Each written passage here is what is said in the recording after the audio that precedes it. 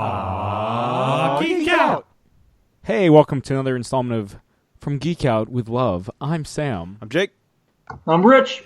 And here we are talking about the fourth installment in the Bond cinematic canon, which was originally written to be the first film before it got fell into development hell and then became the subject of a legal battle. We're talking 1965's Thunderball. I got to be honest with you guys, for the longest time, this was like the lost Connery Bond film for me. My dad was never a big fan of it, so we never owned it. And whenever it was on TBS or TNT or whatever, I would always just, I would maybe get a piece of it here or there, but I never saw the full thing until I was almost done with high school. Dang. So for the longest time, I was aware that there was this classic era Connery Bond film. Yeah. I just didn't see it for a long time, so it still has that weird new car smell for me. Interesting. This is the first Bond movie I discovered on my own, I think, because I think my dad really kind of was like, hey, there's this Bond movie called Goldfinger, and it's fun. Check it out. You know, his Bond love, I think, has grown as he's seen me really fall in love with Bond more. And so, it's one of those things where I do all my chores during the week, I do my homework and all that kind of stuff, and I go to Blockbuster and, you can rent one movie. And the movie I was going to rent was Thunderball because I was like, that's the next one, And so I remember the week before, it was this is what the internet was brand new. Mm-hmm. So it was slow as shit. Everyone had to be off their phone. If someone called, it'd boot you out. And it was, and I remember I'd go on these primitive websites about James Bond, and I would just look at the poster. And it was just this big event where Saturday, finally, I think it was Saturday after a baseball game, Little League or something, where I finally rented it and sat down and watched it. And it was the greatest movie experience because I feel like I worked to watch this movie. And it's cool. I mean, I love the underwater stuff. I wanted a spear gun so bad just to walk around with a spear gun. I thought the spear gun was the coolest thing in the world because it was so horrendous. And also it shows up in my favorite Bond movie as well. But it's just a lot of fun, and I really remember reading a lot about this one. This movie maybe even more so, maybe now that I'm just talking about it, kicked off really my Bond love more than maybe even Goldfinger. Goldfinger got me started, Yeah.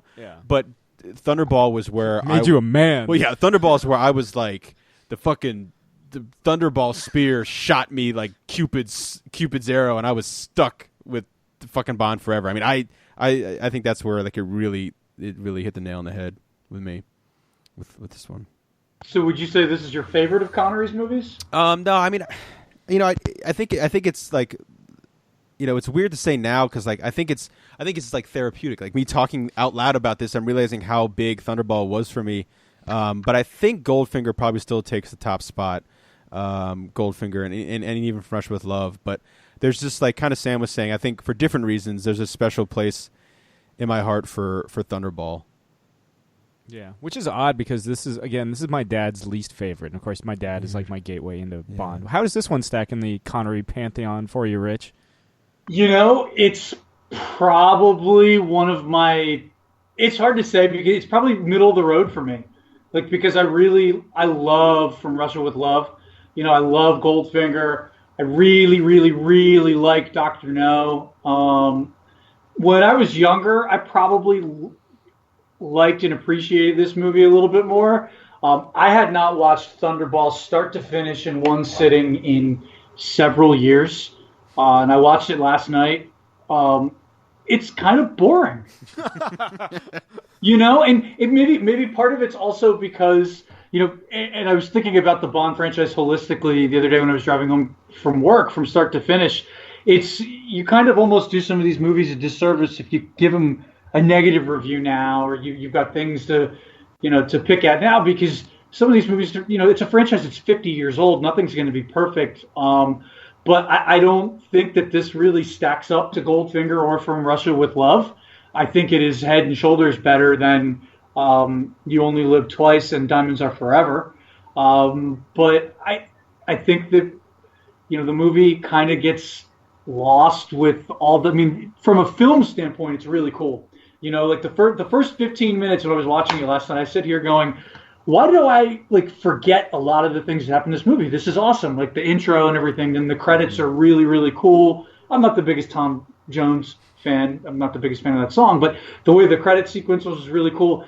And then it gets into the movie, and it's long as hell. There's so much underwater scene that goes on.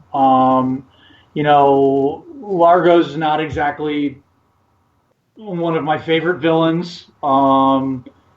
It's just a movie that if I watch it again start to finish, great. If I never get the chance for another 5 years to watch it again, that's fine. There are other Bond movies that I just happen to enjoy a little bit more.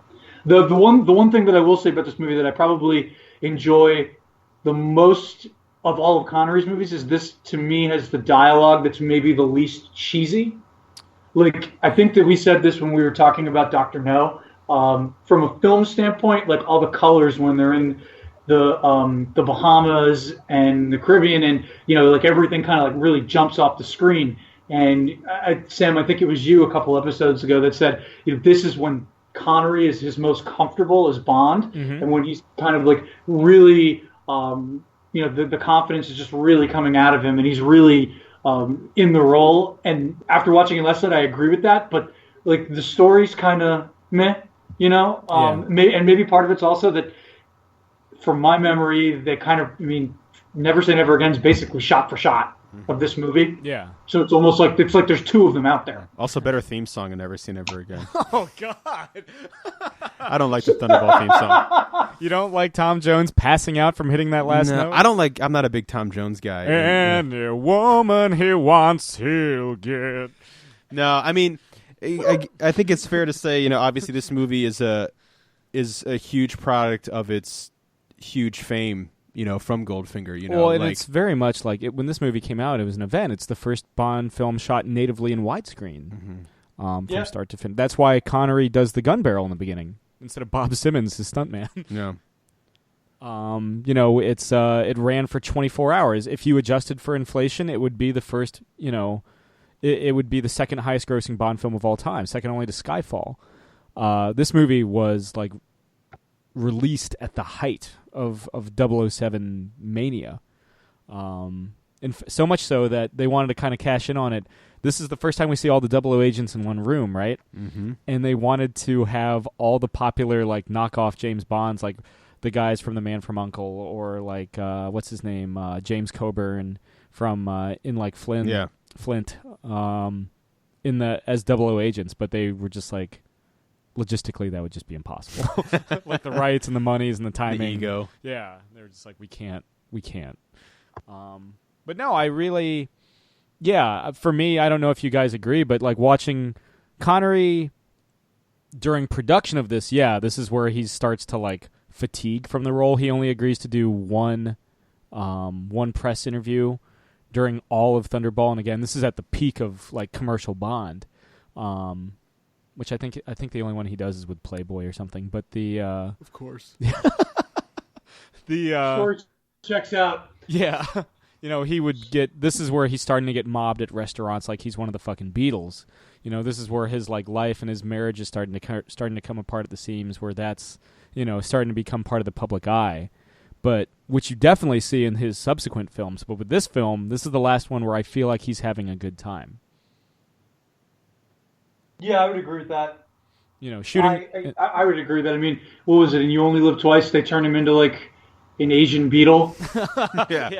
Yeah. Towering over the rest of the cast still. Yeah. Yeah, and then he's basically Fat Bond in Diamonds Are Forever. Yeah, just out of shape and just like, Yeah. Yeah, this is the last ride of classic Connery. Yeah. Really. And I think shooting in the Bahamas with like beautiful French and Italian women helps. Yeah, that helps where like he's waiting for filming to end because he knows he's going to have a good time once it's over kind of thing. Yeah. He's got everything he wants down there to party and have a good time. And like I said, he probably takes advantage down there of the fact that he is probably one of the most famous men on the planet at that point, He's James Bond. He's Everyone tan loves as James hell Bond. in this movie too. He's tan as hell. You were mentioning though, like the pre-title sequence. This is quite possibly my favorite prologue of any Sean Connery James Bond film. It's between that or Goldfinger. Yeah. Just him like cold cocking Colonel Beauvoir in the face, and then having this just like entire fight sequence. Yeah. Yeah. It's a fight. It's riveting almost. I mean, it was I would agree with that actually. No, I would agree with that. This is without question probably my favorite prologue of all of Connery's films. The fight sequence, I think, is one that gets forgotten because everyone, when you say Connery Bond fight sequence, you think of the train with Shaw, Grant, yeah. But yeah, the fight scene in this, I mean, the speeding up of the film is something that's so charming now. Like I can't dog on it because I love the Mad Max movies, the first two movies, and Fury Road, but and they use the speeding up camera trick a lot. So and like the chair that slides and is like the deadliest chair in the world, and if it's furniture in that room, it's gonna get fucked. Oh yeah, totally. And such a Bond thing where he just like throws the flowers on him. It's fuck you, you funeral shit. But and then that you could throw that gadget, that rocket pack up there is like one of the most famous Bond moments, and Connery's at least. I mean, Sam and I just rewatched just the prologue like right before we started. And remember on the DVDs, they'd have that montage in the beginning of like all the Bonds. It was awesome. Yeah, now in high definition. And like it started with oh shit, like you get the shot of Roger Moore from View to a Kill doing the accidental punch face, like oh sorry, I'm an old man.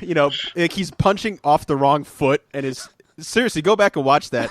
The look on his face is like this one's coming for you. I'm sorry, I'm an old and then like the Batman 89 thing where he uses the thing to hit the guy in the dick in his face is like oh shit, like you catch it for a second and he goes back to Michael Keaton face. But anyway, in the beginning of that amazing montage that I would watch over and over again as a kid, there's so many moments just from this fight scene that are used. Like for example, punching in the face, the Bond getting like flipped over, like the somersault thing, and then him like doing like the swan dive. It's all in there. Yeah. And then of course him rocketing off in the rocket pack, the actual functional jetpack they used during Super Bowl I. Yeah. So, but that montage. Oh well, you know what? Maybe we should just throw it in real quick because this is a Bond podcast, of course. What's his face from Live and Let Die, and is it Moonraker? Died. The sheriff. Oh, J.W. Pepper? J.W. Pepper. J.W. Pepper. He died like in his 90s. I didn't know he was still alive, honestly. Because he's like in his like 40s or 50s in the 70s. Roger Moore had a nice thing to say about him, but I figured we should at least acknowledge his passing since it is a Bond podcast. Well, there, moment of silence done. His great moment is he goes, what the fuck? And like the motor cuts him off. Yeah. Did you read they've been posting articles like on like AV Club and stuff about like apparently someone finally came across like Roger Moore's diary from Live and Let Die. No. Where he's just I read the article the other day. Yeah. Yeah, and it's just like apparently like he throws a tantrum because he doesn't get his favorite all brand cereal. Jesus. And stuff like that. And like he finds out that they fire his like stylist, so he throws his, in his own words, he throws his breakfast toast across the dressing room. First off, breakfast toast. Breakfast toast is like you throw it, and a gust of wind would blow it back at you. Like, but how would one throw breakfast toast, or how would a James Bond throw? It would probably look toast? Like when he throws the punch in A View to a Kill. Oh, the toast. Second off, breakfast toast. Yeah. Breakfast. Is there lunch toast? That's an oxymoron. Yeah. Dinner toast? I guess people say breakfast cereal, which again is pointless. Yeah. But again, I eat toast at IHOP at like midnight. But the expectation there is that they serve breakfast all breakfast all toast. time. Yeah. God help us, what's dinner toast? That thick Texas toast? Dude, have you ever been to there's this like Texas barbecue place like near the Verizon Center? It's like Hill County Barbecue. Hill Country Barbecue. I just went there for the first time this past weekend. Fucking amazing. Nice. It's really good. They have one in New York too. I work like a block and a half away from that particular one in down by the Verizon Center, and they apparently get like washed up country music stars to play there on Saturday nights. Counting the days till the Zach Brown day. Oh. They got me feeling so high. Every podcast. Every podcast. You either show up on like even when you're not on. Yeah, I'm gonna show up on like a laser Laserdix and just say it. And then Chris will like kick my ass. Yeah. But I figured just one last thing in honor of the man, J.W. Pepper. J.W. Pepper. Or Zach Brown. J.W. Pepper. We can all on the count of 3 give one more. What the fuck? Just it's to throw into the ether for him. Okay. The so Sonic on the count of 3, we'll all do what the fuck. Okay. Like a what the fuck? Okay. 1, 2, 3. What the fuck? There we go. Rest easy. This, I mean, for me, Thunderball really is the film where the formula. Yeah. Like, Now back to Thunderball. yeah. Now that we've, I was not going to wait until we got to Live and Let Die because it'd be very, very long into the future. Yeah. Maybe. Well, I've got it all mapped out. I have like a whiteboard where I have like everything like mapped out. Yeah. When it's So for the listeners out there, this is being recorded about a week after Mr. Pepper, God rest his soul, passed away. Whenever you're listening to this, Yeah. This is the film where the formula basically, because they're building to it. They've been building to it for like 4 years, and it's kind of ridiculous if you think about it. They put out 4 Bond movies in 4 fucking years. Yeah. yeah. This is the last one that comes out in a consecutive year. And all quality. I mean, like I said, Dr. No, I think out of the 4, I would put as the weakest, but still quality movies. Yeah. I don't think, they haven't reached the schlock yet, and I still love the schlocky Bond, but, we'll get to schlocky Bond. Very soon. We're going to have this long stretch of some schlocky Bond. But I think with this one, I mean, the opening title sequence. Yes. It's the first time where the gun barrel doesn't completely disappear. Like instead, it opens up to what the prologue is on your initials on a coffin. Yeah, when I was a kid, I saw JB and I was like, "That's me. That's mine." I thought it was so cool that I had the same initials. It meant nothing. Yeah. Well, I mean, it beats my initials. I'm a fucking like special forces group in the Nazi Germany. Yes. Not me personally. Yeah. No. Yes, you are not, and no one affiliated with this is. But yeah, JB. I was like, that's Jake Bozick. I was like, wait, I'm dead. Yeah, no, I had a flashback when we watched the prologue. I was like, oh, because I haven't watched this movie in a long time. Last time we either. see the classic Aston Martin too. Yeah. I guess until like Skyfall, but Jesus, like yeah. last time, where it's a current car. Yeah. But I mean, what do you guys think of like the portrayal of Spectre and Largo as compared to the other Bond villains of the era? The thing about Largo that I'll give is he's got an eye patch. Not the fact that he's like a fat Italian man. Inconsequential. It's all the same. But whatever that The means. last one was a fat German man. Yes. And then we get a fat Sean Connery in not the next one, but the one after that. Yeah. No, but the eye patch is cool. But yeah, it's fine. But I like Spectre. Yeah. Last time we see Blofeld with hair too. No, you see him with hair in Diamonds Are Forever. But the last time before they figure out what his iconic look is. Yeah. Yeah. It's fine. It's a cool like Ken Adams like set design that sure. meeting Yeah. room. Yeah, absolutely. Which was like the first thing they filmed is like the stuff in Paris. Mm-hmm. So that was pretty cool. Mm-hmm. Did you know the original theme song for this? It actually went through multiple iterations. First, there was a song called "Mr. Kiss Kiss Bang Bang," because that's what he was known as in Italy, and the producers were afraid that a song title or a single being released that wasn't the album or a film title would confuse people because apparently they think we're idiots. Yeah, and it's funny that fast forward to like my favorite Bond theme of all time is not the title. All Time High? No. Definitely not. Actually, I don't mind that song. I like it better than Thunderball. Is it because of Ted? Did Ted save All Time High? No, I was glad that it was in Ted so people can remember. It's a fine song. Is there any better song to have naked women slowly spinning around in circles to than like that's the perfect We're an all-time high. Together. No, Nobody Does It Better is my favorite Bond song of all time. Nobody It's the best. does it better. No, real quick. How great we're just gonna jump to Spy Who Loved Me for a second. How great is the sailor rendition at the end? Chorus line version. That you cannot find anywhere. I would buy that off iTunes so quick. But you know what I'm talking about, right? Like it's going to the titles and it just keeping cuts. the British end up, sir. Yeah. Nobody does it better. Makes me feel sad for the rest. And then it does that really weird thing where it cuts back to the original. Back to Carly Simon. And it's like breaking your neck at like the dime it turns on. And you're like, ew. It almost sucks you back in and goes, and you're back in and you're like, okay. But anyway, Johnny Cash recorded a song called Thunderball. It was Chris that actually introduced me to that. I was like, how did I not know about this? Yeah. Oh, that's right. I Because didn't know about that. Look it up. Yeah. Johnny Cash Thunderball. He submitted it to the producers. Like, I don't even think he was like solicited. He was just like, I can do this, and they were like, no, you can't. Yeah. There's a man named James Bond called Thunderball, and he's gonna shoot you in the face. It's not great, No. but I'll give it a listen. But then again, whatever. I've ripped on Tom Jones enough. I like Tom Jones. Yeah. I like Tom Jones. He's a sex bomb. He put out a song that says as much. Yeah. Here's the thing. Yeah. I love Ursula Andress. Fantastic Bond. Oh, I know you were going with this, and I agree with everything you're about to say. Claudine Azure as Domino.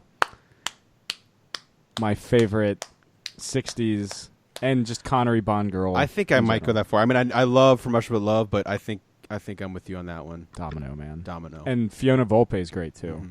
Domino, man. I don't know how. I don't have an argument. I'm trying to go through all of the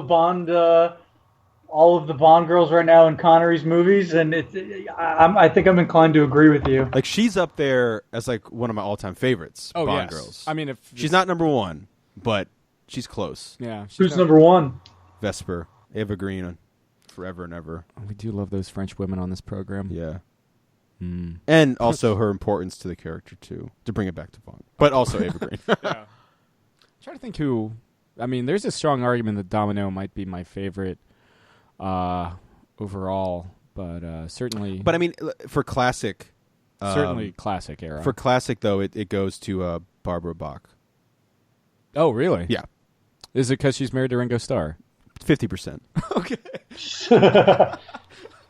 Keeping them honest here on Geek Out, really? Yeah. No, I'll say 49%, so the majority share goes to the fact that she's in Spy Who Loved Me. 51%. Okay. Caveman didn't do it for you? No. Force 10 from Navarone? No. Okay. All right. Yeah. Fair enough. And, she does get naked in the Spy Who Loved Me. I can't. I have to be honest. She's a good-looking dame. She is very good looking. Remember there's like that guy that walks in, she's taking a shower, and the guy's like, yo! They're like, they're all these guys on a boat. They haven't seen they have... I guess, sorry, I know we jump all over the place, but like The Spy Who Loved Me has so much nudity. Like the beginning, when it like goes into the sub, it's like, dun-dun, the song ends, and there's just... And it's realistic, just pictures of naked women all over the submarine, like everywhere. And as a kid, I was like, yes, yes, yes. And then Barbara Bach gets like totally naked in the shower, and I was just like, yes, yes, yes. I mean, so when The World Is Not Enough came out, some dumbass, for lack of a better term, that my mother worked with, said the movie was basically like a porn with naked women all over it. And my mom wouldn't let me go see it in theaters. Oh, I love both of the Bond girls. 12 or 13 or whatever. Even mind you, I'd seen the previous two in theaters, and I'd seen all the Bonds.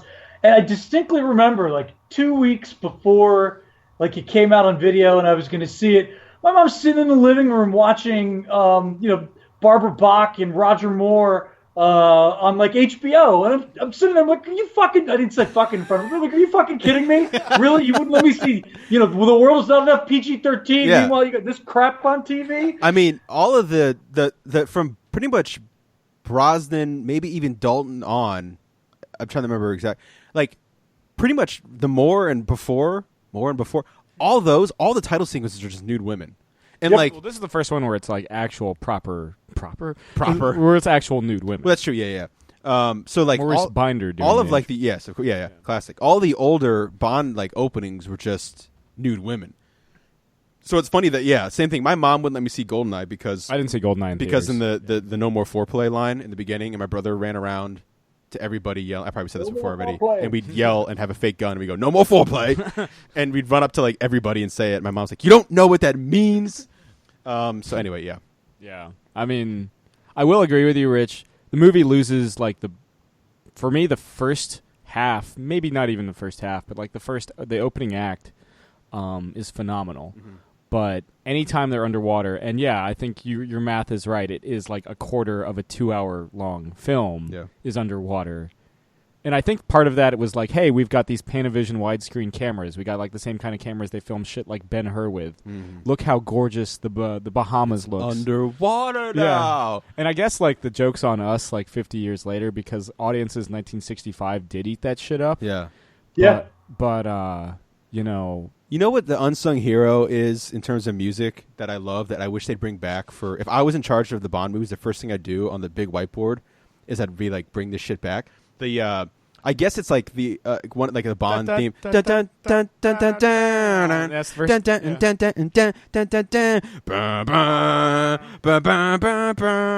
like I love that music cue. The last time you hear it is Moonraker. I know. I really wish they'd bring that back somehow, or just throw it in somewhere as like a little thing. Yeah, I love it. Like the heroic Bond. I think that they kind of have like their new. I mean, we'll see. I guess with the next movie, but it kind of sounds like. They kind of have like a newer version of that. Like if you watch the scene in Skyfall, like just before the fight breaks out in the trial, and then just before the house blows up, and then again in the beginning of Spectre when he's having the fight on the helicopter, it's all the same music. I don't know if that's a Sam Mendes thing where he uses like similar stuff across movies or uses a limited amount of sound or music, but it's the same beat throughout everything. It's the exact same score. I don't know if that's by design or not. It kind of is. Okay, I have some like behind the scenes stuff.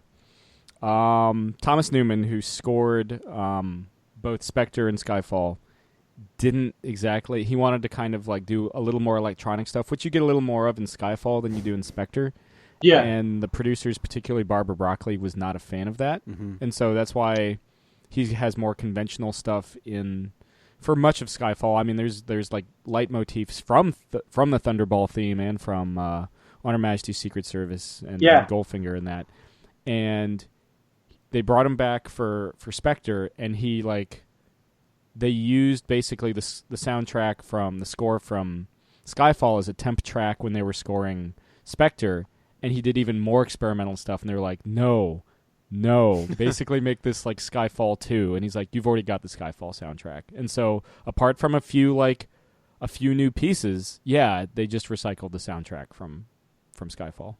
Gotcha. What? Yeah, I mean, I remember when you were talking about like the electronic stuff, the fight that he has in Shanghai or... Yeah. Wherever he is, up on the top of that building with all the lights. Most of the Shanghai stuff is, I think, what he was trying to do. Yeah. And then even like if you're watching the DVD Blu-ray when it just sits on the like the main menu, like if you were to fall asleep and wake up and it goes back to the main menu, that's all the electronic stuff just circling over and over again. Yeah. No, I mean which is I actually quite enjoyed. I wish they would do a bit. What's curious, like they had a problem with him on Skyfall. Well, it's because they would bring him back. Well, he's Sam Mendes' like go-to composer. Guy. When you said Newman, all I could think of was like Randy Newman. Like if he did a James Bond theme, it'd just be the most ridiculous thing in the world. Him and Felix, you got a friend. Yeah, he'd be like, "Hey, look up, look down, dude, and look out, it's Thunderball, Thunderball, underground water. My feet are wet." And the spies are dead. Underground water. Thunderball. That's been just rattling in my head for a long time. Yeah, you've been looking for that muse. I'm looking for the muse of Randy Newman recording. That's the new thing. We should have a Randy Newman record the Bond song for every movie that we talk about. Just off the cuff, what that would be. God. He liked gold. The fat German man gets overdubbed. Get overdubbed. And then it ends with sucked out of a plane. Dun, dun, dun.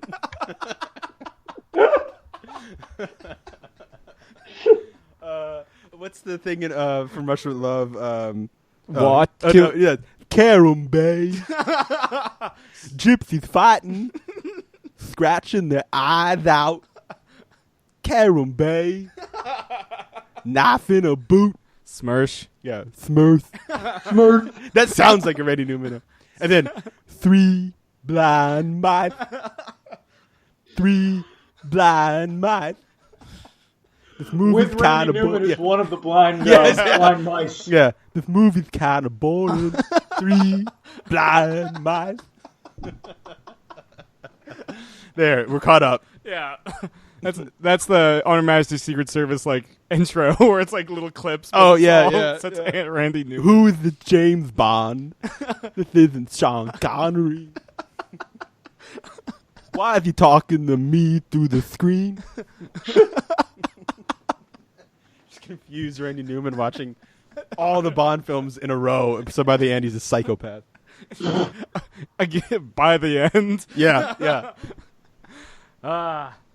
But I mean, whew. So Thunderball. Yes. Yes. Why don't we talk about the legalities and how much of a headache this caused Eon and oh yeah. the Broccoli's for so many years? Yeah, this was like so. Again, this was supposed to be the first Bond film. Like Fleming had conceived it with Kevin McClory, as a screenplay originally, James Bond and Thunderball, and it stalled out, and so he changed it into a novel, which Kevin McClory took him to court on. He's like, we came up with a story together, and You stupid asshole. yeah, and This was ours. yeah, this was yours and mine.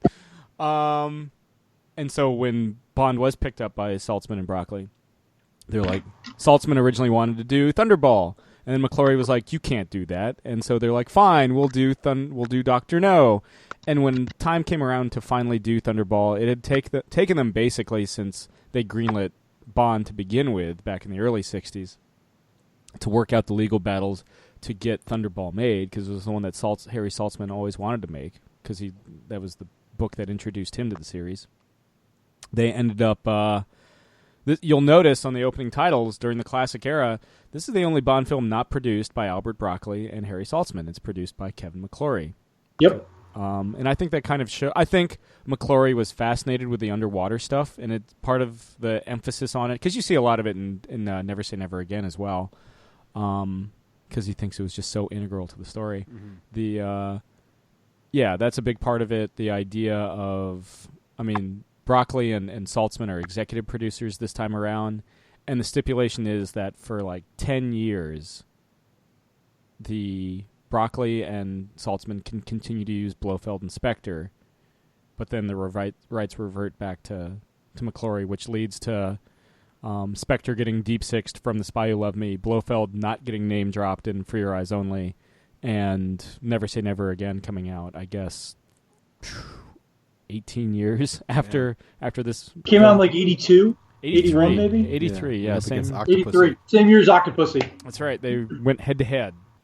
And technically, Octopussy won. Yeah.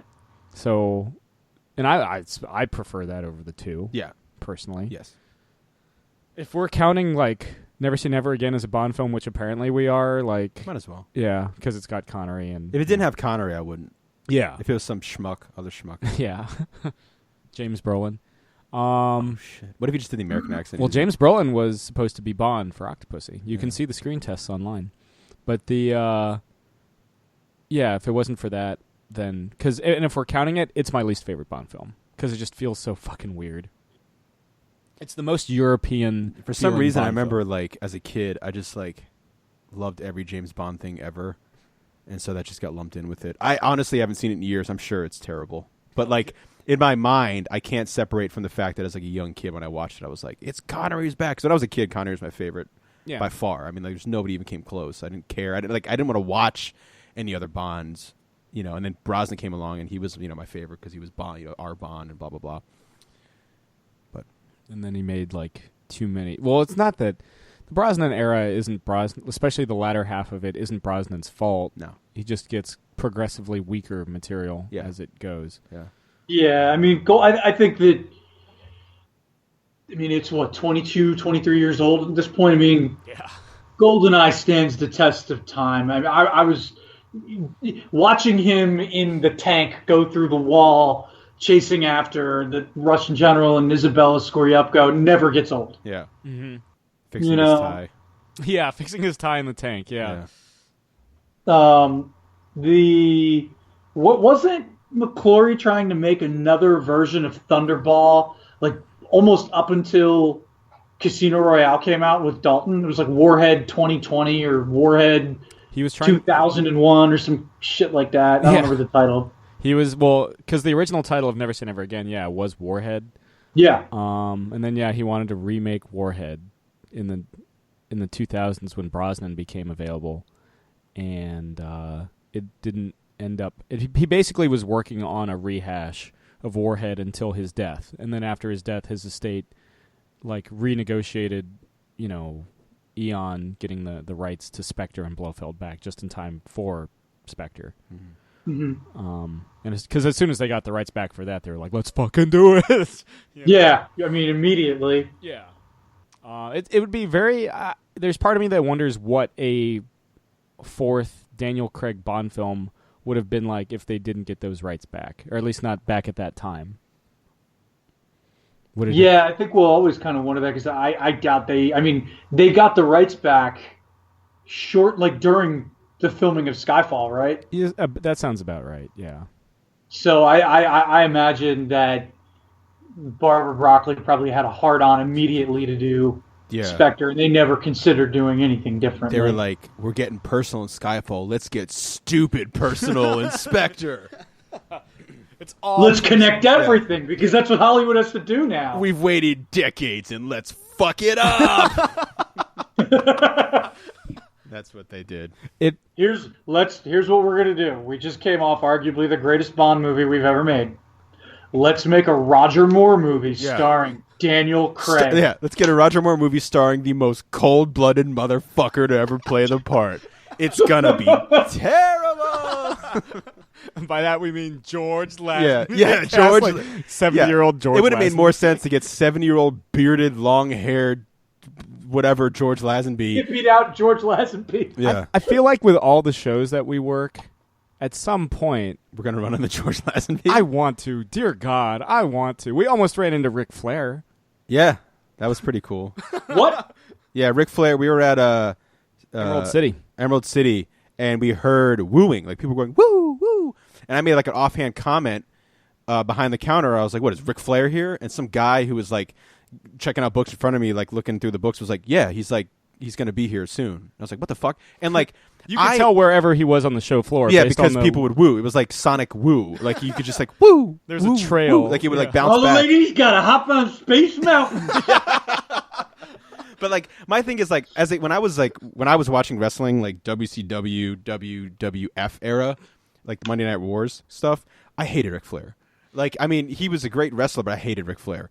And then like the more like the fact that he's not really a wrestler anymore, like he's just hilarious. He's more just kind of hilarious to me. And his icon and mythic status is cemented in wrestling. But I always hated him as a wrestler. elbow dropping his jacket. Yeah, elbow dropping Mick Foley's autobiography because he said bad shit about him or whatever. But they're good now. Anyway, so like he's like wooing all over the place, and like hours go by, and like I don't know, one of our buddies, Tyler, I think went out to go check.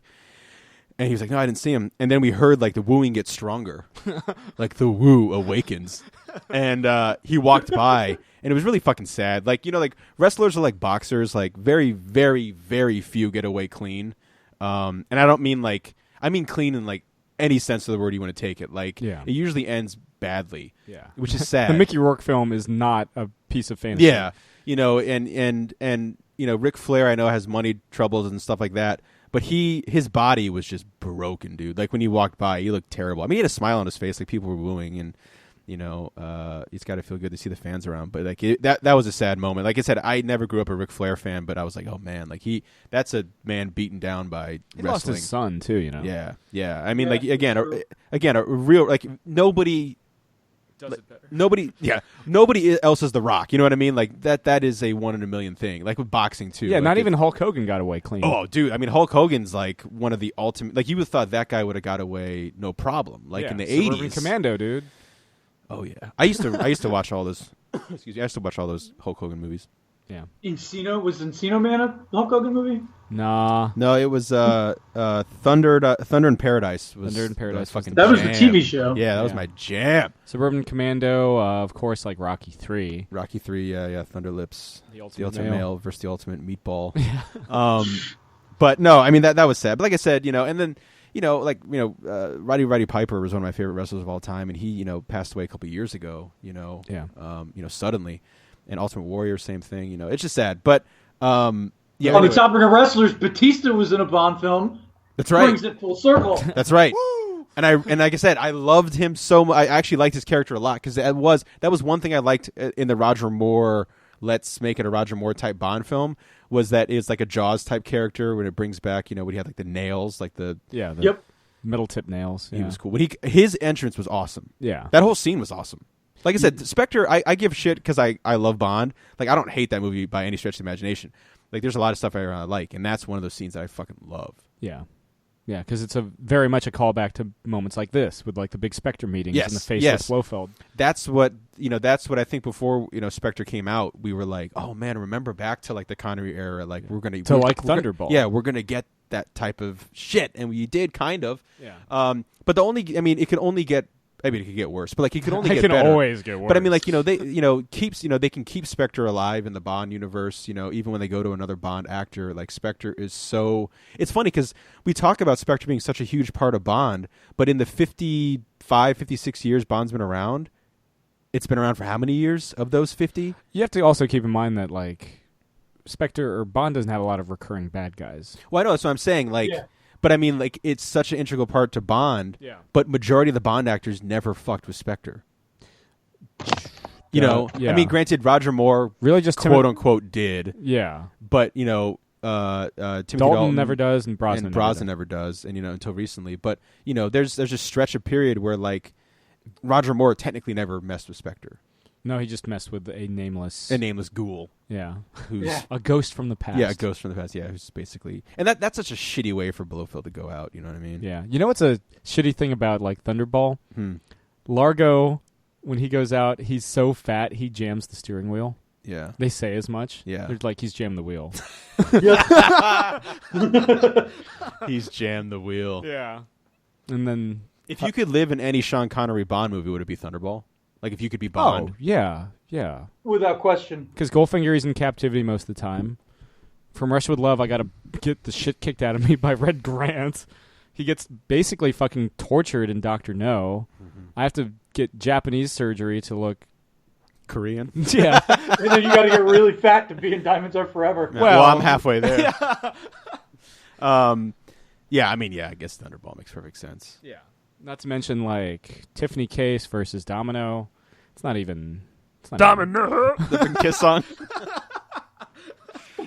It's great. Yeah, this one, I mean, for me, this goes down as one of the all-timers. It really is just the fucking too much underwater. Also, the Junkanoo chase. Yeah. I mean, the whole, like, the thing that I always remember with the underwater that I dig is the massive scale, which they practice in the parking lot, of just good guy, bad guy, spears flying everywhere. You know what I mean? Like that's the picture I always have. But yeah, I mean, again, you're drowning in this movie.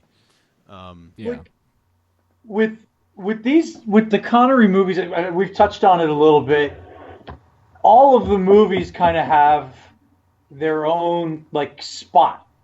You know what I mean? Like the iconic thing that sticks out in every movie, and like every Bond kind of has their own moment where, like, when you think of that particular Bond, like that's the first image that comes to mind. For me, in this movie, it's definitely all the underwater scenes because they made, it's a quarter of the fucking movie. Mm-hmm. If you had, like, I guess since we're 4 movies in now, if you had to rank like the big action sequences of all these movies thus far, and like you can even touch into Live and Let Die and Diamonds Are Forever, where would you rank the underwater part? Like, for me, that's what I always remember. Where would you rank that against, like, the fight on the train, or Well, one of the things, maybe the car chase in Goldfinger, like things like that, like the big gravitas of scene of the movie. my favorite big like gravitas action moment is in Goldfinger, where you got Pussy Galore in the air and you got Bond on the ground, and like the army's fighting and like they're inside Fort Knox, and it's like so many different things going on. I wouldn't say that's the most, that's the iconic thing in Goldfinger, but in terms of scale, like I really like that in Goldfinger. Again, as a kid, I just was fascinated with like the underwater stuff. It's something that like you can't run away underwater. If you're in someone's sights underwater, you're fucked. You know what I mean? It's slow. And again, maybe it was just the idea of being underwater. But and then the gypsy fight in From Russia with Love. No, I'm just kidding. I think the train sequence, though, and even the beginning of Thunderball, but like the train sequence, I think might be take the cake. In terms of like iconic throwdowns, so far, I would say so. But in terms of like set pieces, if we're talking all of Connery, the idea of like ninjas storming a volcano base is pretty. On paper is pretty fucking cool. Yeah. In execution, we'll talk about that next time. Mm-hmm. But just it's like there's a bunch of like special forces ninja commandos armed with machine guns and katanas, and they're going to be attacking a Spectre base headquartered in a hollowed-out volcano. Mm-hmm. That just sounds fucking awesome. Indeed. Again, that's the big problem. We'll talk about that more next time. Yeah. Yeah, I do have problems with You Only Live Twice, and for me, that's the beginning of the end, and then On Her Majesty's Secret Service is one of those few Halcyon moments where, because if you think about it, the most ridiculous thing Bond has this time around, you could say the jetpack, or you could say the rebreather, which didn't exist. Mm-hmm. The idea that he'd have basically like infinite air with this little like strip of like metal, but that was a functioning fucking jetpack. Like everything is still practical. Things don't get out of hand, at least irrevocably until the next film. Yeah. I would agree. And then it goes hard. It goes fucking hard. Yeah. This is the final Terrence Young film, right? He only did Well, he does Dr. No, he does. Yeah, he does Dr. No, he did this, he did From Russia with Love. Yeah. I can't remember if he did Goldfinger or not. He did not. He a pay dispute from the royalties from the because, From Russia with Love. Dr. No is successful. From Russia with Love does fucking gangbusters compared to Dr. No. Yeah. He's like, cool. You guys, how much do I get in royalties and all that shit? And they're like, next to nothing. And he's like, well, fuck you. And so they hired Guy Hamilton. That's right. To do Goldfinger. And they approach him to do Thunderball, and he's like, I'm too tired. Because again, consecutive fucking years. And so they give it to Terrence. They settled a dispute with Terrence Young for From Russia with Love, and he's like, I'm only going to come back this one time. And he does, and this is it. And I think it shows. Because his films have a certain kind of almost Britishness quality to them. Yeah, that's a fair point. And then after that, never again for Mr. Young. I wonder if he got paid after this movie. I hope so. This thing, again, like if you adjusted for inflation, grosses over $1 billion in like 1965 money. So give him a couple shillings. Yeah, it definitely kept him in curry for at least the remainder of his life. I hope.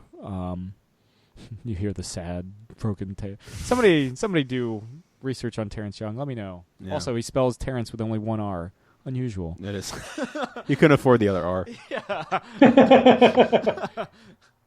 Yeah. Next time around, we're getting Lewis Gilbert, who directs basically the most outlandish Sean Connery film and the most outlandish Bond film of all time, which is to say Moonraker. Mm-hmm. So keep an eye out for that. Anybody have anything else on Thunderball before we call it? No, I think that's it. Where would you rank Thunderball all time? Oh. Top third, middle of the road, bottom. How would you, without trying to get into details about other films, but like where does this sit now that we've got 24 of these fucking movies out, 25 if you count Never Say Never Again. Where does this sit in terms of, I guess, rewatchability? in terms of rewatchability, remember it still has that new car smell. So if whenever I'm like, "Hey, let's watch Bond," and they've "Oh well, I've already seen all the classics." I'm like, "But have you seen Thunderball?"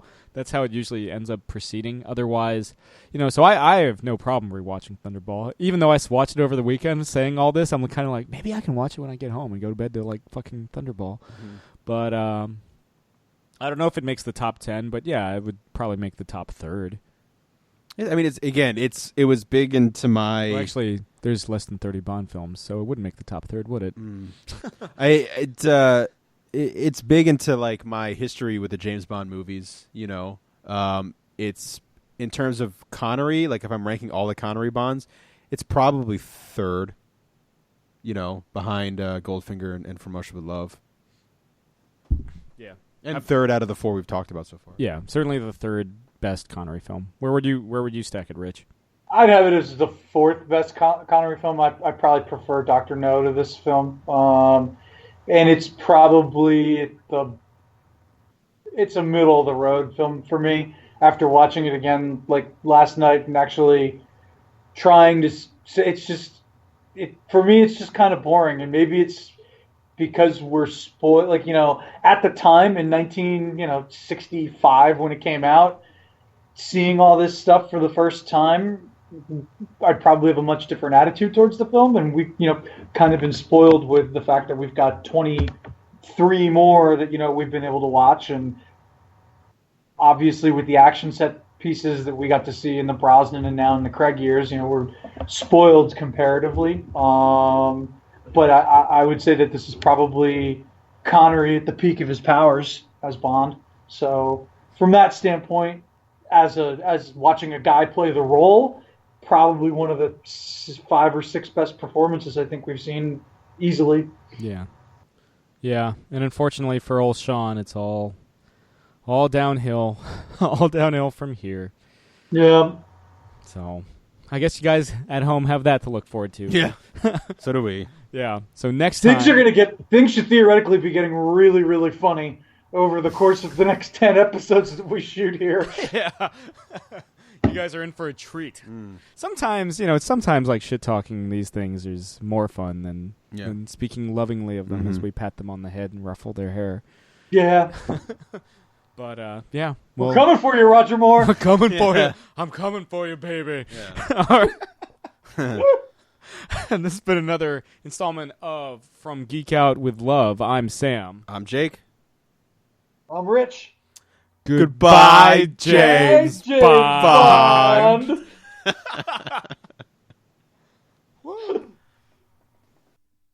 This has been another Geek Out production. If you enjoyed what you heard, hey, we've got a special episode every Friday. Of course, there's the usual catching up show every Wednesday. And you get book club episodes just about every Tuesday these days. Thanks for listening.